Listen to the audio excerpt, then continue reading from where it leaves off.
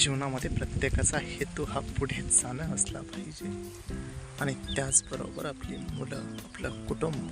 हे संस्कार आणि संस्कृती याचं जतन करणारं असावं हे प्रत्येकाने आपल्या जीवनात बघायचं आहे.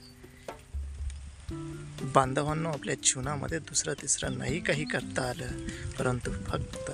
आपली जी मागची पिढी आहे, आपले जे मुलं आहे, त्यांना संस्कार देता आले, उच्च दर्जाचं चांगल्या पद्धतीचं शिक्षण त्यांना देता आलं ना, तुम्ही या विश्वामध्ये तुम्ही सर्वात मोठे उत्तीर्ण होऊन जाल आणि तुमच्यासारखं या विश्वामध्ये दुसरं कोणीही नसेल. म्हणून आपली जी मुलं आहेत, जी आपली मागची पिढी आहे, ती उन्नत घडवा, उच्च शिक्षित घडवा आणि त्यांच्या अंगी शहाणपण कसं विकसित होईल याची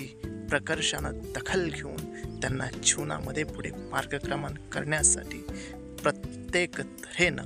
प्रयत्न करा, हीच सर्वांना विनंती करतो.